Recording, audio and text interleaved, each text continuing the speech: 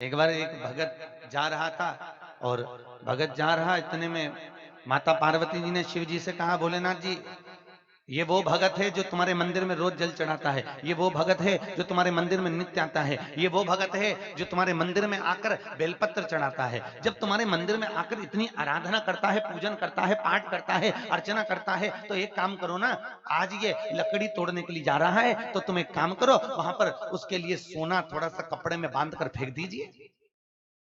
कितना दुखी व्यक्ति है, थोड़ा उसको सुख दे दीजिए।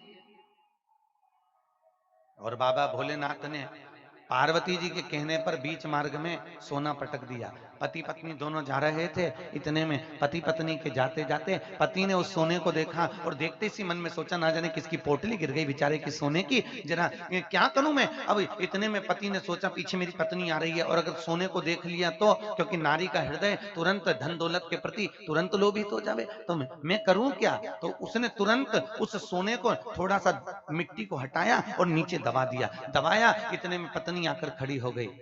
क्या कर रहे हो। पति बोला, कुछ नहीं। पत्नी बोली, मुझे मालूम है तुम क्या कर रहे हो। पति बोला, क्या कर रहा हूं। पत्नी कहती है, मट्टी को मट्टी में दबा रहे हो, मट्टी को मट्टी में दबा रहे हो। इतने में पति को लगा, मेरी पत्नी भी अब तो ज्ञानी हो गई है, बताओ उसने सोना देख लिया, इसके बाद भी स्वामी क्या मालूम किसका धन पड़ा है, ना जाने किसका पड़ा है, पड़े रहने दो, कोई आएगा ले जाएगा, चलो अपन को लकड़ी काटना है, बेचना है, फिर अपने बच्चों का पालन करना है। पति पत्नी दोनों गए। इतने में पार्वती जी ने शिव जी से कहा, देखो उसने सोना नहीं लिया, एक काम करो, लकड़ी का गट्ठा काट कर रख दो तो बेचारे को मेहनत नहीं करना पड़ेगी। भगवान ने लकड़ी का गट्ठा काट कर रख दिया। इतने में तुरंत पत्नी ने अपने पति से कहा, देखो आज तो भोलेनाथ ने कितनी कृपा करी है, अपने लकड़ी का गट्ठा काट कर रख दिया। इतने में पति ने कहा, ले चले क्या। पत्नी कहती, गाय को ले चले, ना जाने कौन गरीबड़ा बेचारा काट कर गया होगा और उसका उठाकर हम ले जाएंगे तो हमको कितना दुख होगा, इसलिए पड़े रहने दो। इतने में जल वृष्टि हो गई, दोनों को लकड़ी नहीं मिली, दोनों आज घर पर आ गए, दोनों भूखे सो रहे थे। पत्नी ने पति से कहा, शादी के 40 साल हो गए, 40 साल में पहली बार आज अपने को भूखा सोना पड़ रहा है। पति ने कहा, तुझे मालूम है क्यों सोना पड़ रहा है। पत्नी कहती है, मैं अच्छे से जानती हूं, आपने और मैंने दोनों ने किसी के पड़े हुए धन को हाथ लगा लिया था, इसलिए आज अपने को भूखा सोना पड़ा। जरा विचार करिए, किसी का पड़ा हुआ धन मात्र हाथ लगाने पर एक दिन भूखा सोना पड़ता है, और अगर किसी का पराये का धन हमारे घर में आ जाए तो शायद जिंदगी भर रोना पड़ता है महाराज, जीवन भर रोना पड़ता है। उस धन का सदुपयोग हो, वो धन सत्कर्म में लगे,